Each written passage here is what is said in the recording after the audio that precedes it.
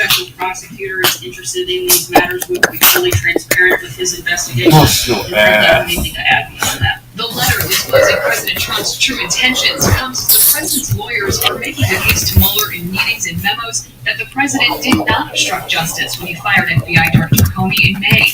A source familiar with the memos says the legal team lays out the president's constitutional right to fire for any reason, Mr. Comey, and argues that Comey's questionable credibility prompted the firing. But it was the president himself who admitted to NBC that he fired Comey in part because of the Russia investigation. In fact, when I decided to just do it, I said to myself, I said, you know, this Russia thing with Trump and Russia is a made-up story. Mueller's team is also coordinating with New York Attorney General Eric Schneiderman. Schneiderman launched an investigation into Trump campaign chair Paul Manafort this summer, delving into Manafort's financial transactions. Since the president cannot pardon state crimes, any threat of prosecution from Schneiderman could prompt Manafort to cooperate in Mueller's broader Russia investigation. Meanwhile, California Congressman Dana Rohrabacher is insisting Julian Assange and WikiLeaks were not behind the leak of hacked Democratic National Committee emails last year. I think what we have here is really important for the truth to be known. Rohrabacher met with Assange in August at the Ecuadorian embassy in London, where Assange was granted asylum.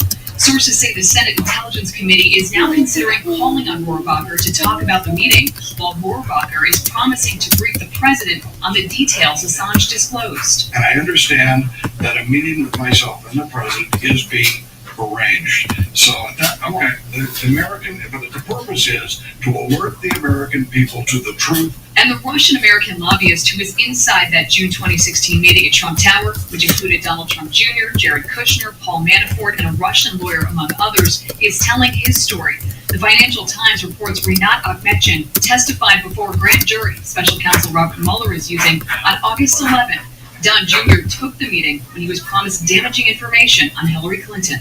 Donald Trump Jr. has agreed to sit down with the Senate Judiciary Committee for a transcribed interview behind closed doors as investigators dig into that June 2016 meeting. Senators have told CNN they expect him to appear as soon as this month. It's still unclear, though, if Don Jr. will eventually testify publicly, but committee leaders do say an open session is still on the table.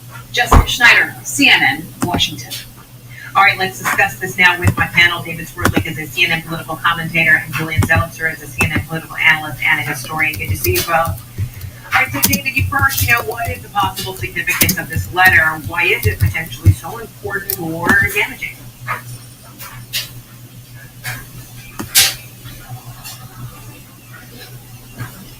And I'm not hearing, David, so I'm presuming you don't either. So, Julian, why don't you tackle that question?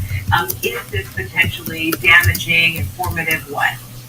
Well, it is. For a while, we were talking about the potential for tapes to exist so that we could hear what President Trump said and understand some of the rationale behind decisions like firing Comey. So the letter is intriguing because this is President Trump explaining himself, explaining his mindset and why he was moving toward that decision. So this offers Mueller and potentially other investigators some evidence or some data about whether obstruction of justice was part of the rationale. So this highlights the potential, wing of the obstruction of justice, end of the investigation. When the New York Times is reporting that it was the White House counsel, John McCain, who reportedly thought this letter, which was drafted by, the president, and apparently it was shared with, other members there, and it was John McCain who thought reportedly the letter was problematic because it was angry and it meandered in tone. That's not very good, is it? No, absolutely. And again, we don't know what's in the letter, and we're trying to figure out just from bits and pieces what it said. But clearly, there was a reaction within the inner circle of the administration, including the counsel to the president, that something was wrong or potentially problematic with the way that the president was thinking about this. And this is not new. We've heard this in many parts of the Trump presidency. But again, this is not journalists. This is not congressional investigators. This is a lawyer working for the president who seemed to have the reaction that something was off with this memo. And David, I think we've got your audio, and now we're okay. There you go. I can hear you now. Some of your impressions of what this potentially means, because while there was that draft letter, it was not what the public ended up hearing. The public ended up hearing was what the Deputy Attorney General, Rod Rosenstein, ended up drafting in a letter that the handling of the Hillary Clinton investigation was the most problematic issue as it pertained to Comey. But what does it mean now that potentially it's the thinking behind the president prior to Comey, which stages whatever the Rosenstein letter stated? Right. Yeah. Good morning, Fred. And I heard most of what Julian said, and I think I mostly agree with everything that he said. This underscores the letter that the New York Times and the Washington Post haven't seen but have reported on, underscores something that we already knew going back to May, which was that the president and the White House gave the initial reason for the dismissal of Director Comey as this idea in the Rod Rosenstein, Deputy Attorney General Rod Rosenstein memo, that the president was unhappy with the way that Comey had handled the Clinton investigation, which was always fairly thin, and then immediately a couple of days later he told NBC's Lester Holt that no, he was actually thinking, at least in part, about the fact that he was unhappy with the Russian investigation. So now here comes this letter that suggests that, in fact, yeah, what we thought about it then was maybe the case going forward from that firing. You have a situation here now where, even though I don't think this proves that there was a coordinated effort to obstruct justice, if that is what indeed Special Counsel Robert Mueller is going after, I think this is one more brick in that case that he would be building, and that I think should be a concern for the White House. And then apparently Rosenstein and others were also concerned, Julian, that in that draft from the president, reportedly he actually even had anecdotes and comments from private conversations between he and Comey. And that the president really was willing to share that, reveal that. So clearly, Julian, it appears from what's being reported about that letter that the president really felt like all of that was justifiable and okay if he would have released that. Well, it's not totally a surprise in that we've heard him talk about a lot of this in the open. We've heard so much from the president himself. In some ways, we don't need a letter or a tape.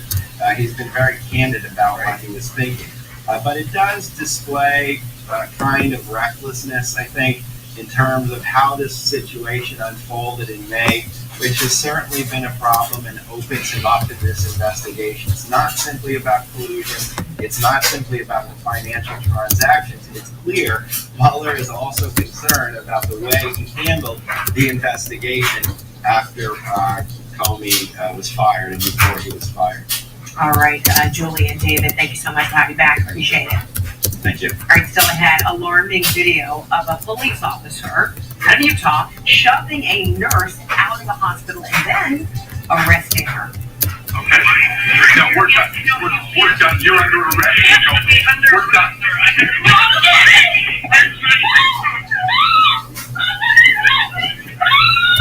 Wow, dramatic images there. Why the arresting officer says the nurse was interfering with a police investigation, even though she says she was following hospital policy. As King Midas, I expect things to last a long time. And so should you.